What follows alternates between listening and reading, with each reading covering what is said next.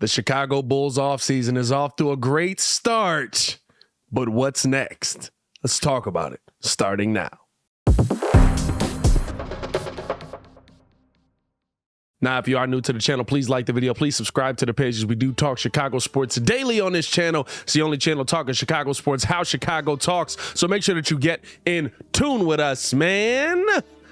The Bulls offseason is off to an excellent start, as not only did yesterday in the draft, the Bulls went and got a solid piece that's going to be a really good role player for them, but also hearing today from David Kaplan that the Chicago Bulls have not only already let Zach LaVine know that they will offer him the full 5-year max, but on top of that, Zach LaVine is looking to accept that deal. So we've got our key piece, we've got our marquee player, we've got our role player that hopefully is going to be here and be able to give us some pretty good production next season, and we've already got a team that was a playoff level team and is looking to improve. So how do we improve upon that? What is next for the Chicago Bulls? That's the key question here, and we kind of heard from Mark Eversley last night that he was all in for getting some help for Vooch. He wants to find big men that are going to be out there and complement Vooch at that center position, and so really want to see what they're going to be able to do in free agency. They do have that mid-level exception. We've heard that they're actively shopping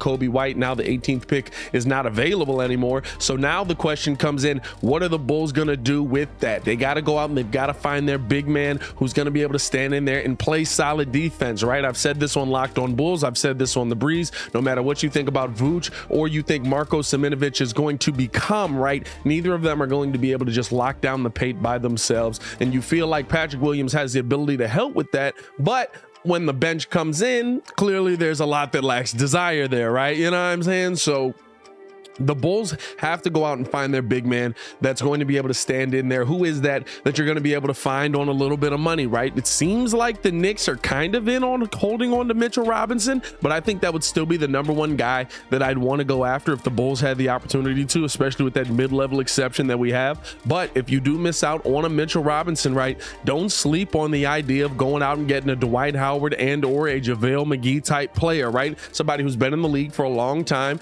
who feels like, hey, I can come in, I can give you solid production, I can give you good minutes. And we saw that from Dwight last season, right? Like, Dwight's kind of an interesting one because I feel like he's a player who literally just hasn't been used anywhere he's gone over the past 5 years because of where the NBA has gone to with shooting big men. Hey, listen, I don't need Dwight to be able to go out there and knock down a 3-ball. You know what I need him to be able to do? Go in there, be big, be tough, swat balls away, and get rebounds. Dwight Howard can do that for me. I wouldn't be mad at bringing him in on a little bit of a mid-level exception deal. Also, you want to find your backup power forward, right? We thought that EJ Liddell would be coming to the Chicago Bulls in the draft, but EJ Liddell plummeted in the draft. I don't know if that means that EJ Liddell has something going on, or if that means that teams just kind of knew something that the rest of us didn't, but he ends up in New Orleans, so that's not an option for us there. So now what are we doing at the power forward position? Is PJ Tucker going to be available? I'd love to get PJ Tucker in here as a backup 4 for the Chicago Bulls. Could Thad Young be back in play, right? Thad Young, 34 years old. We know he's got a great relationship with Zach LaVine. Never been in the playoffs with Zach LaVine. Might be something that enticed him. Said he enjoyed his time here in Chicago. Would love to get a Thad Young back in the building on actual backup minutes, right? Not Thad Young in here as the starting power forward who's getting run with no help anywhere else on this team, right? Like, listen, you know I'm all for a Thaddeus Johnson reunion. Especially if he's coming in at that backup position, right? Would you be able to get him into the Chicago Bulls? That would be an interesting name for me. You know, I think there's a lot of things that the Bulls can do to help them with their rebounding, with the veterans that are here and their mid-level exception there, and also their trade value that they may have in Kobe White, right? Like, listen, there's a lot to be said about what the Chicago Bulls can do throughout the rest of this free agency, and the fact that people want to play in Chicago now. I think that's the biggest difference that Bulls fans don't understand, right? Like, we've had good teams before, but we've never been able to get guys into the city. We've never been able to get guys wanting to be here. AK told you, there's guys that were clamoring to come to Chicago, that wanted to play here, that wanted to be on this team, and guess what? That means a lot, especially with a Zach LaVine and DeMar DeRozan already here. We're starting from a place where this team is already a good basketball team. How can you make that team better? And it's about adding that garnish on top. Now, the Bulls, I think, are still going to need some more shooting. If they do move on from Kobe White, it'll be interesting to see now, right? To see kind of what they go out and get for him. But I think now we might even be talking about a situation where the Bulls are looking at shooting and saying, well, we've got Kobe White on the team. Could he actually stick around in free agency and survive for a good chunk of the season because we need that shooting right away? Or do they go find a more consistent shooting than Kobe White has been able to give you, because they don't feel like, Dalen Terry is going to be a this season come out and knock down shots kind of player. That's kind of all going to depend on what Dalen Terry shows them and what he's going to be able to show on the court, right? So you could see Kobe White stick around for a little while, or you could see them make that move and try and get a little bit better shooting in here. But I'll tell you this, right? As Bulls fans, you should be excited for this free agency because you're moving forward with a team that already has talent on it, already is moving in the right direction. You have excellent talent coming back in Zach LaVine. Hopefully he's going to be healthy. You've got Lonzo Ball, who we heard is rehabbing, and he's rehabbing with his own trainers out in LA as well as the Bulls trainers. So working kind of like LeVar said with the people that he grew up with and understand his body and know how he's working, along with what the Bulls are doing. It's not just sending him off by himself to work with LeVar.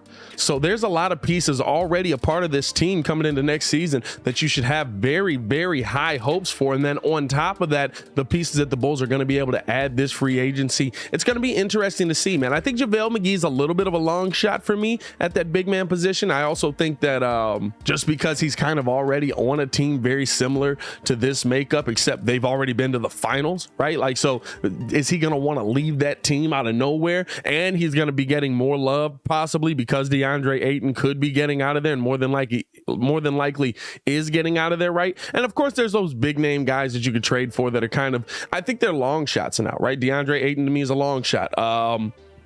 Rudy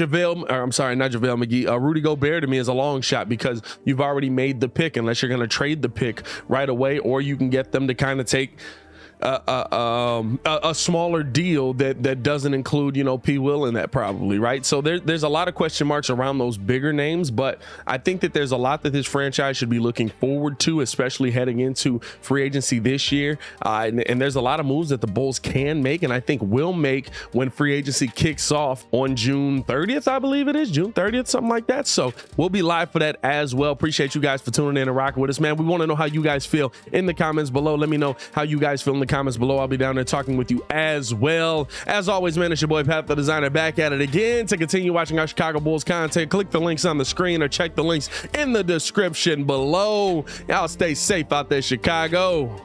Peace.